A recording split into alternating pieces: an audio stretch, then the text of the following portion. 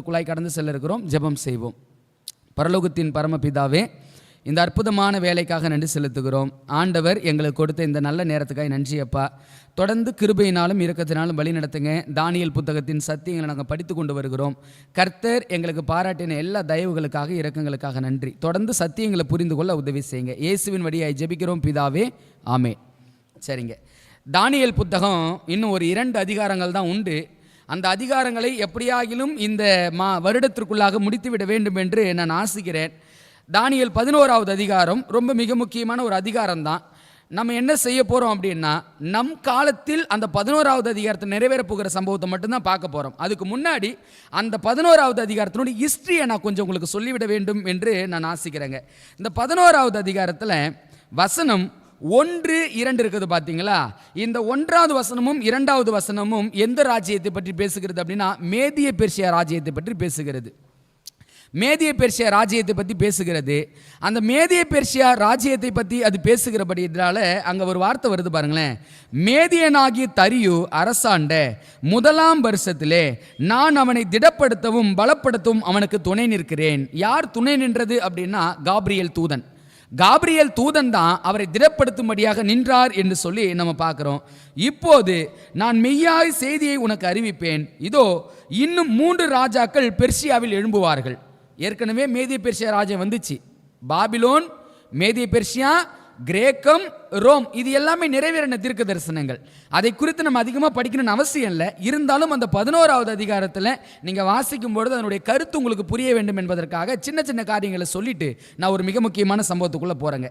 இப்போ அந்த மேதிய பெர்சியாவில் வந்த 3 ராஜாக்கள் யார் அப்படின்னா, அந்த 3 ராஜாக்களுடைய பெயர்கள் நமக்கு தெரிய வேண்டிய அவசியமாக இருக்கிறபடினால நம்ம அதை புரிஞ்சுக்க முடியும். அந்த 3 ராஜாவுக்கு பிறகாக யார் வருகிறது அப்படின்னா, அதே 2வது வசனத்தில் பிற்பகுதியை வாசிக்கிறோம் பாருங்க. 3 ராஜாக்கள் பெர்சியாவில் எழும்புவார்கள். அதன் பின்பு 4ஆம் ராஜாவாய் இருப்பவன் எல்லாரிலும் மகா ஐஸ்வர்ய சம்பவனாகி தன் ஐஸ்வர்யத்தினால் பலம் கொண்டு கிரேக்க ராஜ்யத்துக்கு விரோதமாக சகலரையும் எழுப்பி விடுவான். இந்த காரியங்கள் எல்லாமே எக்ஸாக்டா மேதிய பெர்சியாவினுடைய ராஜாவின் நாட்களில் அது நிறைவேறியிருக்கிறது என்பதை நம்ம புரிஞ்சுக்க முடியுங்க. நான் அதனுடைய அந்த ராஜாவுடைய பெயர்களை மாத்திரம் நான் உங்களுக்கு சொல்ல வேண்டும் என்று ஆசிக்கிறேன். ஏனென்றால் அது மிக முக்கியமான ஒரு காரியமாக இருக்கிறபடியினால அந்த நபர்களுடைய பெயர்களை மட்டும் நம்ம என்ன செய்ய போறோம்னா சற்று நம்ம வாசிக்க போறோம். தானியேல் 11வது அதிகாரம். அந்த 11வது அதிகாரத்தில் அந்த 3 ராஜாக்கள், 2வது வசனத்தில் வாசித்தீங்களா, 3 ராஜாக்கள், அவங்களுடைய பெயர் என்ன அப்படின்னா, கேம்பிசஸ் அப்படின்னு சொல்லக்கூடிய ராஜா முதல் வந்தவன். இவன் யார் அப்படின்னா, கோரேசனுடைய மகன். 2வது ராஜா பேர் என்ன அப்படின்னா, பால்ஸ் மெர்டிஸ். இந்த ஸ்பால்ஸ் மெர்டிஸ் தான் 2வது வந்த ராஜா. 3வது வந்த ராஜா பேர் என்ன அப்படின்னா, 1ஆம் தரியு. ஸோ இந்த 3 ராஜாக்கள் தான் மேதிய பெர்சியாவை ஆண்டவங்க. இதிலிருந்து அந்த மகா ஐஸ்வர்ய சம்பந்தன் யாரு அப்படின்னா, அர்த்தசஷ்டா. இந்த அர்த்தசஷ்டா யார் அப்படின்னா, எஸ்தர் ராஜாத்தியை பற்றி வேதத்தில் வாசிக்கிறோம் பார்த்தீங்களா? அந்த எஸ்தர் ராஜாத்தியுடைய கணவர் தான் யாரு? அர்த்தசஷ்டா. அப்போ இந்த 4 ராஜாவும் எந்த ராஜ்யத்தை சார்ந்தவங்க அப்படின்னா, மேதிய பெர்சியா ராஜ்யத்தை சார்ந்தவங்க. அந்த மேதிய பெர்சியா ராஜ்யனுடைய முடிவு முடிஞ்சிருச்சு அப்படின்னா முடிஞ்சிருச்சு. இப்போ வசனம் 3 பாருங்க, மற்றொரு ராஜ்யத்தை பற்றி பேசுகிறாங்க. அந்த மற்றொரு ராஜ்யம் எதுன்னு பாருங்களேன். ஆனாலும் பராக்கிரம் உள்ள ஒரு ராஜா எழும்பி பிரபலமாய் ஆண்டு தன் இஷ்டப்படி செய்வான். இவர் அறிமுகப்படுத்தும் போதே வேதம் எப்படி அறிமுகப்படுத்துது அப்படின்னா, பராக்கிரம் உள்ள ராஜா. இந்த பராக்கிரம் உள்ள ராஜா யார் அப்படின்னா, த கிரேட் அலெக்சாண்டர். மகா அலெக்சாண்டர் சொல்கிறேன் இல்லைங்களா, அந்த மகா அலெக்சாண்டர் தான் யார் அப்படின்னா, இந்த அந்த பராக்கிரமம் உள்ள ஒரு ராஜா அப்படின்னு சொல்லி பார்க்குறோம். இப்போ பாருங்க, அவன் இஷ்டமானபடி செய்வான்னு சொல்லிச்சு. வசனம் 4 பாருங்க, அவன் எழும்பின பின்பு அவனுடைய ராஜ்யம் உடைந்து போய் வானத்தின் 4 திசைகளிலும் பகுக்கப்படும். இப்போ அந்த கிரேக்க ராஜ்யம் எப்படி பிரிஞ்சிச்சிங்களா? 4ஆய் பிரிந்தது. அந்த 4 பேர் யாரு? இந்த கிரேக்க ராஜ்யத்தினுடைய இந்த ராஜாவுடைய படைத்தளபதிகள் தான். அந்த 4 பேர் என்ன தெரியுங்களா? செலூக்கஸ். இவர் எந்த பகுதியை சார்ந்தவர் அப்படின்னா, கிழக்கு பகுதியை ஆண்டவர் என்று சொல்லி நம்ம பார்க்குறோம். இது எந்த தேசம்னா, சீரியா தான் கிழக்கு பகுதி அப்படி என்பதை புரிஞ்சுக்கணும். லிசிமேக்கஸ், இந்த லிசிமேக்கஸ் வடக்கு பகுதியை ஆண்டவர். கசாண்டர், இந்த கசாண்டர் மேற்கு பகுதி ஆண்டவர். தாலமி தெற்கு பகுதி ஆண்டவர். இந்த 4 நபர்கள் கிரேக்க தேசத்தை அப்படியே 4 பிரிவாக பிரித்து இவர்கள் ஆண்டார்கள். இந்த தேசத்தினுடைய காரியங்களும் வரலாற்றில் நிறைவேறிடுச்சு அப்படின்னா நிறைவேறிடுச்சு. மேதிய பெர்சியா வந்துடுச்சு, கிரேக்கம் வந்துடுச்சு. இப்போ கிரேக்கத்துக்கு அப்புறம் யார் வருகிறார்கள் என்பதை நம்ம என்ன செய்ய வேண்டியதாக இருக்குதுன்னா ஒரு கணம் புரிந்து கொள்ள வேண்டியதாக இருக்குதுங்க. பாபிலோன், மேதிய பெர்சியா, கிரேக்கம். கிரேக்கத்துக்கு அப்புறம் எந்த ராஜ்யம் வரும்? ரோம் ராஜ்யம் வரும். அஞ்ஞான ரோம். தானியேலுடைய 2வது அதிகாரத்தின் சிலையின் அடிப்படையில் எடுத்துக்கிட்டாலும் சரி, தானியேல் 7 அடிப்படையில் எடுத்துக்கிட்டாலும் சரி, மேதிய பெர்சியா, கிரேக்கம், அதுக்கப்புறம் எது? ரோம். இந்த ரோம் எங்கிருந்து ஸ்டார்ட் ஆகுது அப்படின்னா வசனம் 16 இருந்து நம்ம வாசிப்போம் அப்படின்னா அஞ்ஞான ரோமுக்கான நிறைவேறுதலை அங்கே பார்க்க முடியுது. ஆகையால் அவனுக்கு விரோதமாக வருகிறவன் தன் இஷ்டப்படி செய்வான், அவனுக்கு முன்பாக நிற்பவன் ஒருவனும் இல்லை, அவன் சிங்காரமான தேசத்தில் தங்குவான், எல்லாம் அவன் கைவசம் ஆகும். அதாவது இந்த ரோம் உலகத்தின் தேசங்கள் எல்லாவற்றையும் கைவசப்படுத்துச்சு. இயேசு கிறிஸ்து எந்த ராஜ்யத்தின் காலகட்டத்தில் பிறந்தாரு? ரோம் ராஜ்யத்தின் காலகட்டத்தில் தான் பிறந்தார். அப்ப தேசங்கள் முழுவதும் ஆண்டது யார் அப்படின்னா இந்த ரோம் ராஜ்யம்தான் என்பதை நம்ம புரிஞ்சுக்கணுங்க. அந்த 16வது வசனத்திலிருந்து 29வது வசனம் வரைக்குமே இந்த பேப்பல் ரோம், அஞ்ஞான ரோம் ஆட்சியை பற்றி மட்டும்தான் பேசுது. 16லிருந்து 29 வரைக்கும். இப்போ 30லிருந்து 39 வரைக்கும் எந்த ரோம் பற்றி பேசுது அப்படின்னா நீங்கள் நல்லா அந்த சிலையை யோசித்து பாருங்க. பாபிலோன், மேதிய பெர்சியா, கிரேக்கம், கிரேக்கத்துக்கு அப்புறம் ரோம், ரோமுக்கு அப்புறம் எது வந்துடணும்? சிலையில் பார்ப்போம். தலை, மார்பு, தொடை, கால், காலுக்கு அப்புறம் எது வரும்? பாதம். அந்த பாதம் எதுன்னு நம்ம படிக்கிறோம்? இரும்பு பிளஸ் களிமண். அந்த இரும்பு பிளஸ் களிமண் எந்த தேசம்னு படித்தோம் நம்ம? களிமண் எந்த யாருன்னு எரேமியா புத்தகத்தில் வாசிக்கிறோம்? தேவ ஜனம். அப்போ தேவ ஜனமும் ரோமும் கலந்து தான். அதான் ஒரு வார்த்தை நம்ம வாசிக்கிறோம். என்ன வார்த்தை? என்னங்க? ரோமன் கத்தோலிக்கம்னு சொல்லுவோம் பார்த்தீங்களா? அதுதான் அதற்கான வார்த்தைகள். சரிங்களா? அப்போ ரோமுக்கு அப்புறம் வந்த ராஜ்யம் எது அப்படின்னா கத்தோலிக்க ராஜ்யம் அப்படின்னு சொல்லி பார்க்குறோம். சின்ன ராஜாவுடைய ராஜ்யம் அப்படின்னு சொல்லி பார்க்குறோம். இப்போ அவருடைய ராஜ்யம் எப்போ முடிவடைந்தது என்பதை வரலாறு தெளிவாக சொல்லுது. எப்போ முடிவடைந்தது அப்படின்னா 1798 வருஷம் 538 தொடங்குறாரு இவருடைய ராஜ்யத்தை. 1798 அவருடைய ராஜ்யம் முடியுது. யார் முடிச்சு வைக்கிறவங்க அப்படின்னா இந்த ரோம் யார் கூட போய் மோதுறாங்க அப்படின்னா அங்கே இருந்த கம்யூனிசம் அப்படின்னாலே ரஷ்யா இருக்குது பார்த்தீங்களா? ரஷ்யா அந்த கம்யூனிசத்தோடு கூட போய் மோதுறாங்க. மோதும் பொழுது யார் வருகிறார்கள் என்று ஒரு வேத வசனம் தெளிவாக சொல்லுது. இவங்களுடைய ஆட்சி காலம் எதோடு முடிகிறது என்பதை சில காரியங்களை நான் உங்களுக்கு அந்த வரலாற்று ரீதியாகவே நான் உங்களுக்கு சொல்லணும்னு நினைக்கிறேன். தானியேல் 11வது அதிகாரம் 39வது வசனத்தை வாசிப்போம். யாராவது ஒருத்தங்க 39 வாசிங்களேன். தானியேல் 11:39.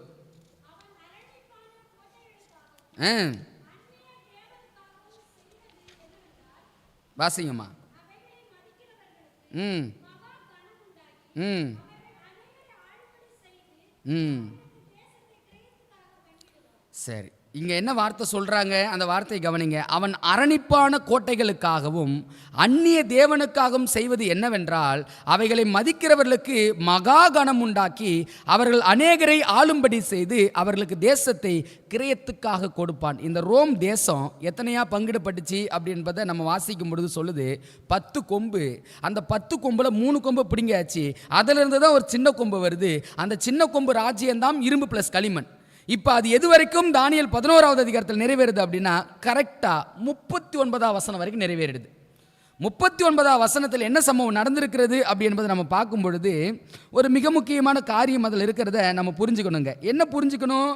40லிருந்து 45வது வசனம் வரைக்கும் தான் இப்போ நிறைவேற போகிற தீர்க்க தரிசனம். அப்போ 40க்கு முன்னாடி இருக்கிற எல்லா வசனங்களும் நிறைவேறி ஆயிடுச்சு. ஸோ நான் அது ரொம்ப பெரிய சப்ஜெக்ட்டு. நான் அதனால தான் அதனுடைய டீப்பாக போகாமல் எந்தெந்த ராஜ்யத்தை பற்றி வசனங்கள் சொல்லுதுன்னு மட்டும் தான் சொன்னேன். 11ல் மேதிய பெர்சியா கிட்ட ஸ்டார்ட் பண்ணுறாங்க. மேதிய பெர்சியா, கிரேக்கம், கிரேக்கத்துக்கு அப்புறம் ரோம், ரோமுக்கு அப்புறம் அந்த ரோம் என்பது அஞ்ஞான ரோம். அஞ்ஞான ரோமுக்கு அப்புறம் எந்த ரோம் வருது? பேப்பல் ரோம் வருது, போப்பு ரோம் வருது. போப்பு ரோமுக்கு அப்புறம் எந்த காரியம் வருது என்பதை நம்ம நல்லா புரிஞ்சுக்கணும். ஒரு கேள்வியை நான் கேட்குறேன், உங்களால் அது படிச்சிருப்பீங்க, கொஞ்சம் நினைவுக்கு வருதான்னு பாருங்கள். 1798 வருஷத்தில் இந்த பேப்பல் ரோமை முடிவு கட்டின ஒரு ராஜா இருக்கிறார். அவர் பேர் என்ன தெரியுங்களா? Napoleon Bonaparte. இவர் தான் என்ன செய்கிறார் அப்படின்னா, அந்த ராஜாவை கைது செஞ்சு சிறையில் போடுறார். வேதவசனம் சொல்லுது காயப்பட்ட மிருகம் அப்படின்னு சொல்லுது. பார்த்தீங்களா? அந்த காயம் என்பது இவரை கைது செய்து சிறையில் அடைச்சிடுறாங்க. சிறையில் அடைத்த மாத்திரத்தில் அவருடைய ராஜ்யம் முடிவுக்கு வருகிறது. இப்போ அந்த காயப்பட்ட மிருகம் சொஸ்தமாவதாக வேதம் நமக்கு சொல்லி கொடுக்குது. எப்போ சொஸ்தமாகுது? அதை தான் வசனம் 40 வாசிக்க போகிறோம். இப்போ நம்ம படித்து முடிக்க போகிற வசனம் வெறும் 5 வசனங்கள் மாத்திரம்தான். அது மட்டும்தான் இந்த காலத்தில் நிறைவேற போகிறது.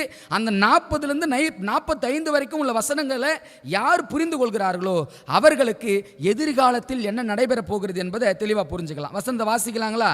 வசனம் 40 நான் வாசிக்கிறேன், கொஞ்சம் கவனத்தோடு கவனிங்க. தானியேல் 11:40. முடிவு காலத்திலோ வென்றால் தென் திசை ராஜா அவனோடு முட்டுக்கு நிற்பான், வடதிசை ராஜாவும் ரதங்களோடும் குதிரை வீரர்களோடும் அநேக கப்பல்களோடும் சூறைக்காற்று போல் அவனுக்கு விரோதமாய் வருவான். அவன் தேசங்களுக்குள் பிரவேசித்து அவைகளை பிரவாகித்து கடந்து போவான். இங்க 2 ராஜாவை பத்தி பேசுறாங்க. அந்த 2 ராஜா யாருங்க? ஒன்று தென் திசை ராஜா, மற்றொருவர் வடை திசை ராஜா. இந்த தென் திசை ராஜா யாரு, வடதிசை ராஜா யாரு என்பதை நம்ம என்ன செய்ய வேண்டியதாக இருக்குன்னா கொஞ்சம் புரிந்து கொள்ள வேண்டியதாக இருக்குது. இந்த தென் திசை ராஜா அப்படின்பது கம்யூனிசத்தை குறிச்சிச்சு. கம்யூனிசமும் இந்த பேப்பல் ரோமும் ஒன்றுக்கொன்று மோதிக்கொண்டதில் கம்யூனிசம் ஜெயித்தது. அப்போதான் இந்த போப்பு மார்க்கம் விழுந்தது அப்படின்னு சொல்லி பார்க்குறோம். அந்த விழுந்த அந்த ராஜ்யம் மீண்டுமாக இந்த முடிவு காலத்தில் என்ன பண்ணுது அப்படின்னா எழும்புகிறது. அதுக்கான அர்த்தத்தை நம்ம வாசிக்கும் பொழுது ஒரு மிக முக்கியமான காரியத்தை சொல்கிறாங்க. இங்கே வடதிசை தென் திசை அப்படின்னு வரும்பொழுது யார் அந்த வடதிசை ராஜா, தென் திசை ராஜா யாரை குறிக்கிறது அப்படி என்பதை நம்ம கொஞ்சம் தெளிவாக புரிஞ்சுக்கணும். வடதிசை ராஜா போப்பு மார்க்கத்தை குறிக்கிறது. தென் திசை ராஜா அன்னைக்கு இருந்த அந்த ரஷ்யா இருந்து பார்த்தீங்களா, கம்யூனிசம், அதை குறிக்குது. இது 2 மோதிக்கொண்டது. வசனம் 41 நான் வாசிக்கிறேன், கவனத்தோடு கவனிங்க. அப்போ தான் காயப்பட்டுச்சு மிருகம் அப்படின்னு பார்க்குறோம். 41. அவன் சிங்காரமான தேசத்திலும் வருவான். இப்போ அவன்னு சொன்னாங்க பார்த்தீங்களா, அதுக்கு முன்னாடி யாரை பற்றி பேசுகிறாங்க என்பதை நம்ம 2 ராஜா சொன்னோம், தென் திசை வடதிசை. தென் திசை ராஜா ரஷ்யா கம்யூனிசம்னு சொல்லும் பார்த்தீங்களா. இந்த கம்யூனிசத்தை இந்த பேப்பல் ரோம் எப்படி வீழ்த்துச்சு அப்படின்னா 2 அடைமொழிக்கான வார்த்தைகளை சொல்கிறாங்க. அந்த வார்த்தையை 40 பிற்பகுதியை வாசிக்கிறேன். ரதங்களோடும் குதிரை வீரர்களோடும் அநேக கப்பலோடும். இந்த ரதம் குதிரை என்பது இராணுவத்தை குறிக்குது. இராணுவத்தை வச்சு என்ன செய்துச்சு அப்படின்னா அந்த பேப்பல் ரோம் ரஷ்யாவை தாக்குச்சு. ரஷ்யாவை அதை மாத்திரம் தாக்கல, கப்பலோடும் அப்படின்னு சொல்லி பார்க்குறோமே. கப்பல் என்பது வர்த்தகம், பொருளாதார வல்லமை மிக்க காரியம். அந்த பொருளாதார வல்லமையையும் இராணுவத்தையும் வச்சு ரஷ்யா தேசத்தை இந்த பேப்பல் ரோம் ஒழித்து கட்டியது அப்படின்னு சொல்லி பார்க்குறோம். வடதிசை ராஜா பேப்பல் ரோம், தென் திசை ராஜா ரஷ்யா, அதுதான் கம்யூனிசம் அப்படின்னு சொல்லி பார்க்குறோம். இது 2ம் மோதிக்கொண்டது எப்போ அப்படின்னா 1798 இந்த மிருகத்தை காயப்படுத்துகிறாங்க. அந்த மிருகம் மீண்டும் பிழைத்து வந்து இந்த ரஷ்யாவை கம்யூனிசத்தை என்ன பண்ணுதுன்னா முற்றிலுமாக ஒழிச்சு கட்டுது. இப்போ அதை சொல்லிட்டு தான் எங்கே வராங்கன்னா 41வது வசனத்துக்கு வராங்க. அந்த 41வது வசனத்தை கொஞ்சம் வாசிக்கிறேன், கவனத்தோடு கவனிங்க. அவன் சிங்காரமான தேசத்திலும் வருவான், அப்பொழுது அநேக தேசங்கள் கவிழ்க்கப்படும். ஆனாலும் ஏதோமும் மோவாப்பும் அம்மோன் புத்தில் பிரதானமானவர்களும் அவன் கைக்கு தப்பி போவார்கள். என்ன சொல்றாங்க? நமக்கு எல்லாருக்குமே தெரியும், தீர்க்க தரிசன வசனங்களில் சொல்லப்பட்டிருக்கிற எல்லா காரியங்களும் அப்படியே நம்ம என்ன பண்ணக்கூடாது, எடுத்துக்கொள்ளக்கூடாது. எல்லாமே அடையாளமாய் பேசப்படுகிற காரியம் அப்படின்னு சொல்லுவோம் பார்த்தீங்களா. அந்த அடையாளம் என்பதற்கான அர்த்தம் என்ன என்பதை சில காரியங்களை நான் உங்களுக்கு வாசிக்கிறேன். நான் வரலாற்றிலிருந்து சில ஆய்வுகளை நான் கொண்டு வந்திருக்கிறேன். அந்த காரியம் என்னன்னு பாருங்களேன். 41க்கு எழுதியிருக்கிறாங்க. என்ன எழுதியிருக்கிறாங்க? அவன் சிங்காரமான தேசத்திலும் வருவான், அப்பொழுது அநேக தேசங்கள் கவிழ்க்கப்படும். ஆனாலும் ஏதோமும் மோவாப்பும் அம்மோன் புத்தில் பிரதானமானவர்களும் அவன் கைக்கு தப்பி போவார்கள். இந்த சிங்காரமான தேசம் என்பது எதை காட்டு தெரியுங்களா? புரிகிற மாதிரி நம்ம வார்த்தையில் சொல்கிறேன். இன்னைக்கு பொருளாதாரத்தில் வல்லமை மிகுந்த நாடு அப்படின்னு எந்த நாடு சொல்லுவீங்க? அமெரிக்கா. அப்போ அந்த சிங்காரமான தேசம் என்பது எதை குறிக்கிறது அப்படின்னா அமெரிக்கா தேசத்தை குறிக்கக்கூடியதாக இருக்கிறது. அப்போ என்ன சொல்கிறாங்க அப்படின்னா, இந்த அமெரிக்காவை இவங்க இராணுவத்தை வச்சியோ பொருளாதாரத்தை வச்சே இவங்க கவிழ்க்கலை, மாறா எதை வச்சு கவிழ்க்கிறாங்க அப்படின்னா ஆன்மீக கவர்ச்சியை கொடுத்து இந்த அமெரிக்காவை என்ன பண்ணுறாங்க, இவங்க பக்கத்தில் வச்சிருக்கிறாங்க. இப்போ இந்த அமெரிக்கா ஆன்மீகத்தை நம்பி இறங்கினபடினால இந்த பேப்பல் ரோமுக்கு யார் சப்போர்ட் பண்ணுறது, அமெரிக்கா சப்போர்ட் பண்ணுது. இவங்க சப்போர்ட் பண்ணி என்ன செய்ய போகிறாங்க என்பதுதான் வெளிப்படுத்தின விசேஷம் 13:3. யாராவது ஒருத்தவங்க வாசிக்கிறீங்களா? இது ரெண்டும் என்ன செய்ய போகுதுன்னு பாருங்களேன்.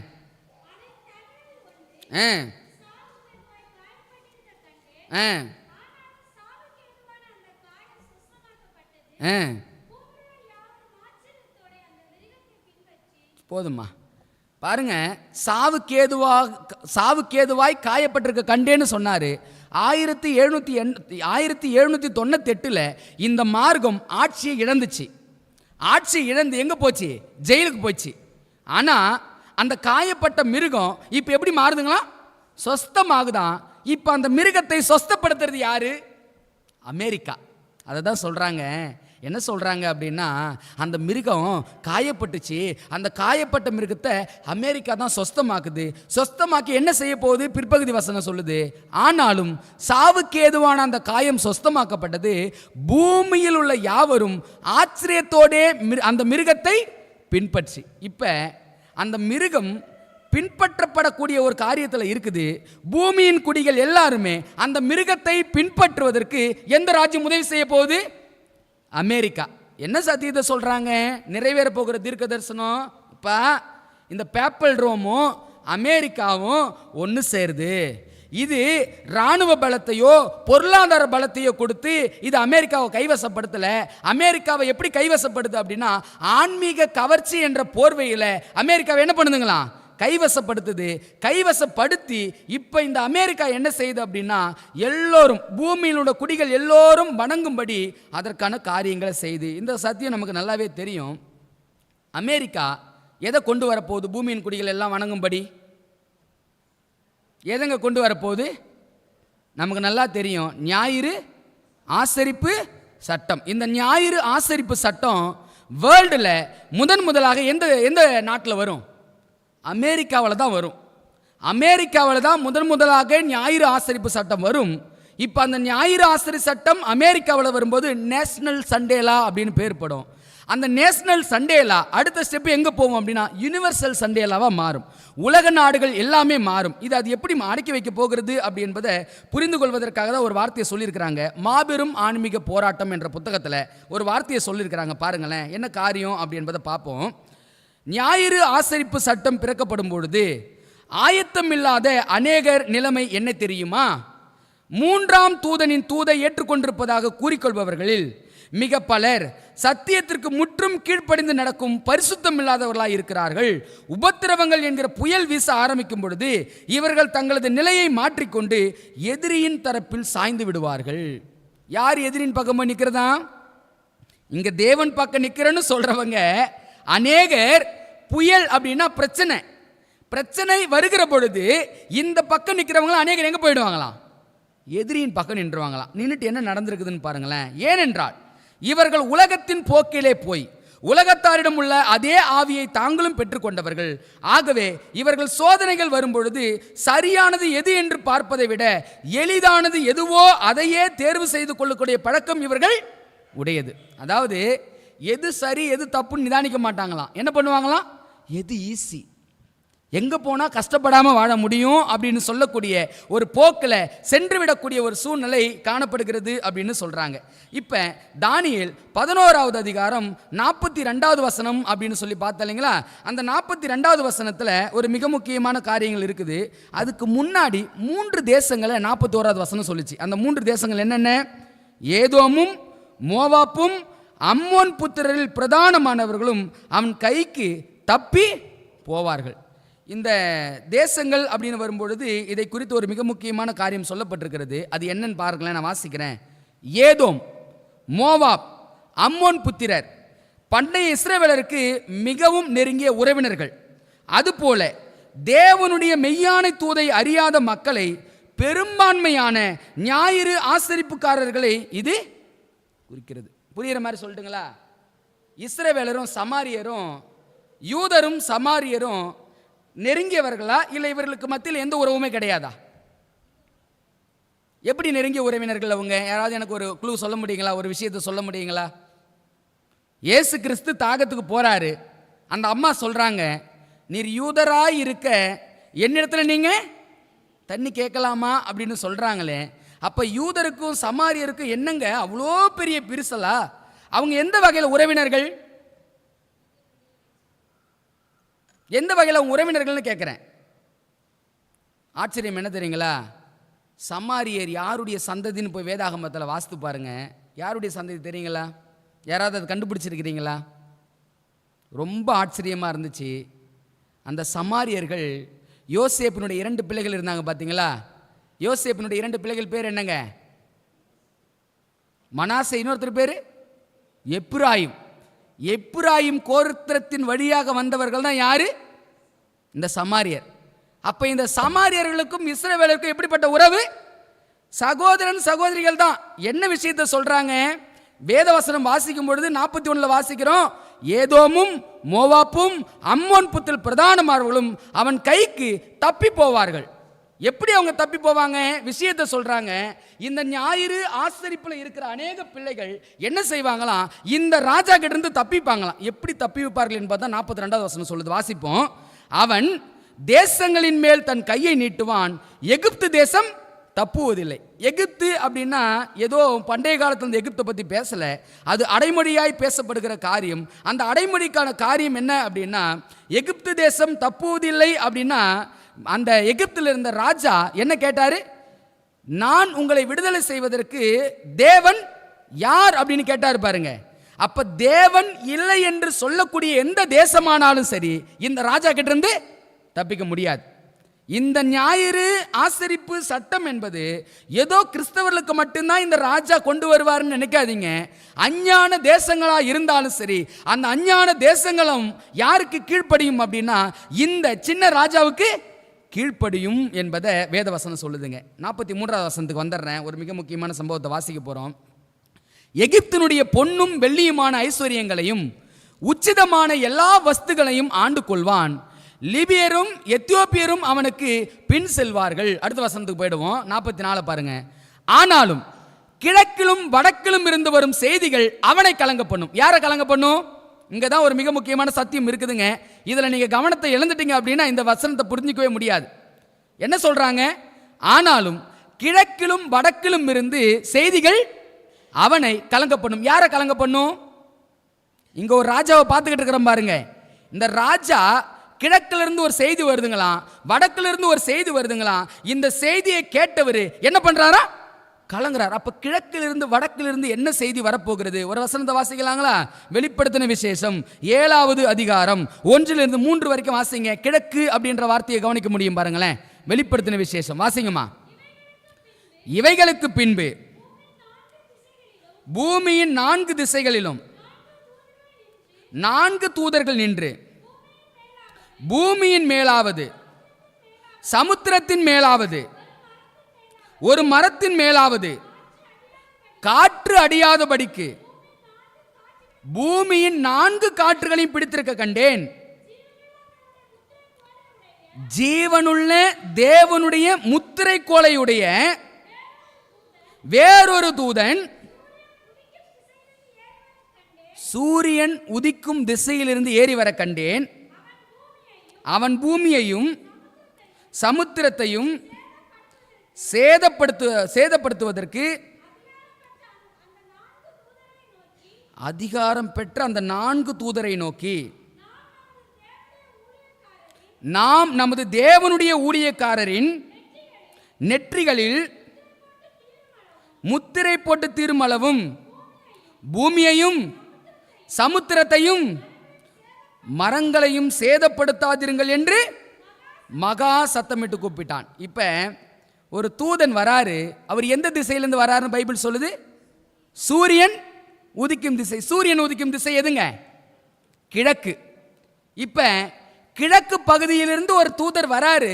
அவருடைய கையில என்ன இருந்ததுன்னு வசனம் சொல்லு தெரியுங்களா? ஜீவனுள்ள தேவனுடைய முத்திரை கோலையுடைய ஜீவனுள்ள தேவனுடைய முத்திரை எதுங்க? எது? மிருகத்தின் முத்திரை சண்டேலா. அப்ப ஜீவனுள்ள தேவனுடைய முத்திரை. அப்ப என்ன அர்த்தம் அப்படின்னா, இந்த ராஜா ஏன் கலங்குறான் அப்படின்னா, கிழக்கு தேசத்திலிருந்து தேவனுடைய பிள்ளைகள் புறப்பட்டு வராங்க.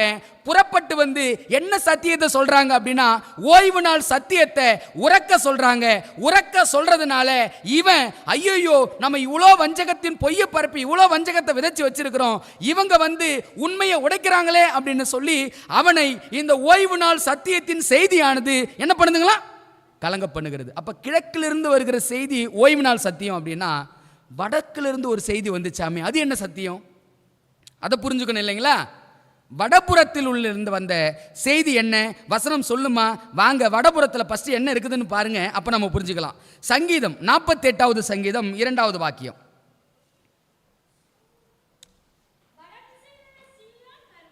வடதிசையில் உள்ள சீயோன் பர்வதம் வடிப்பான ஸ்தானமும் சர்வ பூமியின் மகிழ்ச்சியுமாய் இருக்கிறது,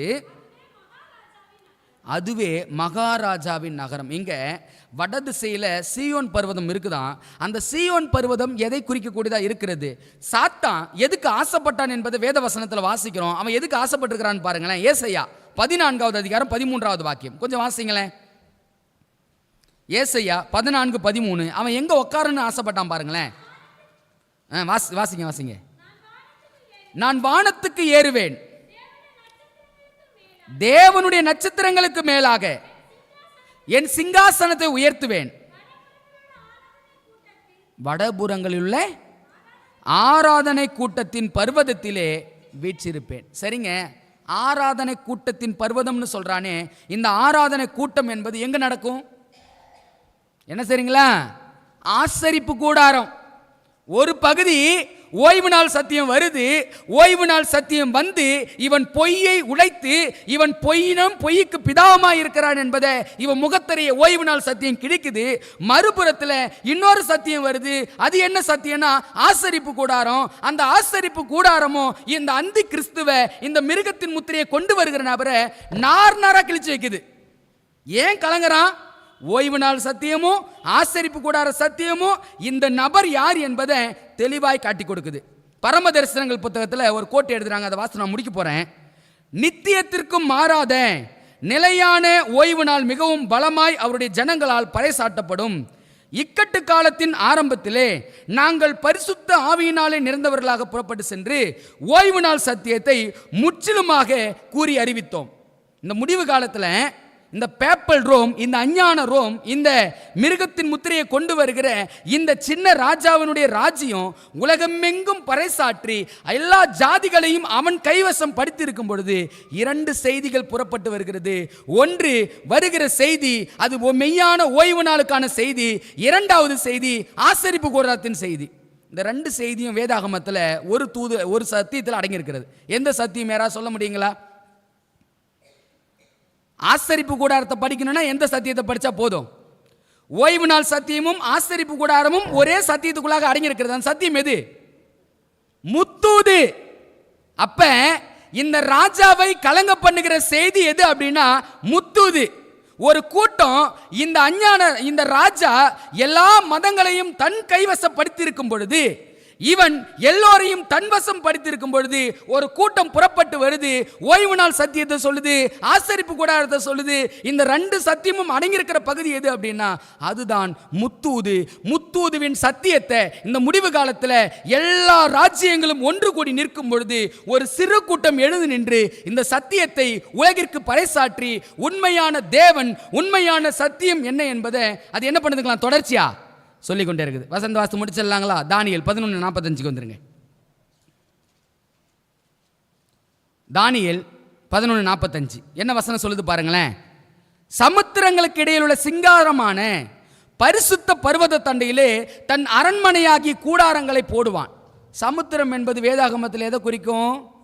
மக்கள் கூட்டம். இவரு திரளான மக்கள் கூட்டங்கள் மத்தியில் இவர் வந்து நிற்கிறாரு. நின்று அநேக ஜனங்களை வஞ்சனைக்குள்ளாக நடத்துறாரு. அவருடைய நிலை என்னன்னு பைபிள் சொல்லுது. பர்வத தண்டையில தன் அரண்மனையாகிய கூடாரங்களை போடுவான், ஆனாலும் அவனுக்கு ஒத்தாசை பண்ணுவார் இல்லாமல் அவன் முடிவடைவான். அவனுடைய முடிவை 2 தெசலோனிக்கேயர் புத்தகம். அவர் எப்படி முடிவடை போறான்னு பைபிள் சொல்லுது. வாஸ்து முடிச்சிருமோ? 2 தெசலோனிக்கேயர் புத்தகம் 2வது அதிகாரம். 2 தெசலோனிக்கேயர் புத்தகம் 2வது அதிகாரம். அந்த 2வது அதிகாரத்தை வசனம் 7, 8 நான் வாசிக்கிறேன். ரொம்ப கவனத்தோடு கவனிங்க. அவனுடைய அழிவு எப்படி இருக்க போகுதுன்னு பைபிள் சொல்லுது பாருங்க. அக்கிரமத்தின் ரகசியம் இப்பொழுது கிரியை செய்கிறது, ஆனாலும் தடை செய்கிறவன் நடுவிலிருந்து நீக்கப்படும் முன்னே அது வெளிப்படாது. நீக்கப்படும் பொழுது அந்த அக்கிரமக்காரன் வெளிப்படுவான். அவனை கர்த்தர் தம்முடைய வாயின் சுவாசத்தினாலே அழித்து தம்முடைய வருகையின் பிரசன்னத்தினாலே அவனை நாசம் பண்ணுவார். அந்த அக்கிரமக்காரனுடைய வருகை சாத்தானுடைய செயலின்படி சகல வல்லமையோடும் அடையாளங்களோடும் பொய்யான அற்புதங்களோடும் கெட்டு போகிறவர்களுக்குள்ளே அநீதியினால் உண்டாகும் சகலவித வஞ்சகத்தோடும் இருக்கும். ரட்சிக்கப்படத்தக்கதாய் சத்தியத்தின் மேலுள்ள அன்பை அவர்கள் அங்கீகரியாமல் போட முடியினால் அப்படி ஆகும். இந்த நபருக்கு முடிவு எப்படி வருது? இயேசு வரும்பொழுது அவருடைய வாயின் சுவாசத்தினால் அந்த நபர் என்ன பண்றாரு? அடிக்கிறார். தம் வருகையின் பிரசன்னத்தினால இந்த நபர் என்ன செய்யறாரு? அழிக்கப்படுறார். அன்பானவர்களே, இந்த 11வது அதிகாரத்தில் 40 45 வசனங்கள் வரைக்கும் தான் நிறைவேற போகிற தீர்க்க தரிசனம். அதுக்கு முன்னாடி இருக்கிற எல்லா பகுதிகளும் நிறைவேறிய தீர்க்க தரிசனம். சரிங்க, இந்த வசனத்தில் நம்முடைய பங்கு என்னங்க? தானியேல் 11வது அதிகாரத்தில் என்ன சத்தியம் நமக்கு சொல்லிக் கொடுக்குது? எல்லா தேசங்களும் ஒரு குடையின் கிழப்ப நிற்க போகுது. இந்த ராஜாவுக்கு கீழே போய் நிற்க போகிறது. எல்லா தேசங்களையும் தன் கைவசப்படுத்திக்கிட்டாரு. ஆனால் இவர் எல்லோரையும் தன் கைவசப்படுத்தி கொண்டிருக்கும் பொழுது ஒரு கூட்டம் எழும்புது. எந்த செய்தியை கொண்டு போகுது? முத்தூதுவின் செய்தியை கொண்டு போகுதுங்க. முத்தூதுவின் செய்தியை கொண்டு போய் இவர் சொல்றாரு ஞாயிற்றுக்கிழமை தான் பரிசுத்தமான ஓய்வு நாள்னு. ஆனா இந்த கூட்டம் என்ன செய்யுதுன்னா உடைத்து இல்ல தேவனுடைய பரிசுத்தமான ஓய்வு நாள் இது என்பதை உலகிற்கு பறைசாற்றுகிறது. யாரெல்லாம் ஆசரிப்பு கூடாரம் சத்தியத்தை புரிஞ்சுக்கிறாங்களோ அவங்களுக்கு ஒரு விஷயம் தெரியும். இந்த அந்தி கிறிஸ்து ஆசரிப்பு கூடாரத்தை எப்படியெல்லாம் தாக்கியிருக்கிறார் என்பதை நம்ம புரிஞ்சுக்க முடியுங்க. கிறிஸ்துவுக்கு அன்பானவர்களே, இந்த முடிவு காலத்தில் நம் மீது தேவன் ஒரு பாரத்தை கொடுத்திருக்கிறார், ஒரு கடமையை கொடுத்திருக்கிறார். அந்த கடமை என்ன அப்படின்னா, இந்த முத்தூதுவின் சத்தியத்தை இந்த உலகிற்கு முழக்க சொல்ல வேண்டிய கடமையும் பொறுப்பையும் கர்த்தர் யார் கையில் கொடுத்திருக்கிறார்? ஆவியானவர் பலப்படுத்துவாருங்க. இந்த ராஜ்யங்கள் ஒன்று கூடி நிற்கும் பொழுது ஆவியானவர் பலப்படுத்துவார். அந்த ஆவியானவருடைய பலத்தோடு இந்த உலகிற்கு முழங்க வேண்டிய உண்மையான சத்தியம் நம்முடைய கரங்களில் உண்டு. அதை மறந்துட வேண்டாம். 12வது அதிகாரத்தில் இன்னும் வரப்போகிற சம்பவங்களை படிப்போம். கர்த்தர் தாமே நாம் அனைவரையும் ஆசீர்வதிப்பாராக. ஆமென்.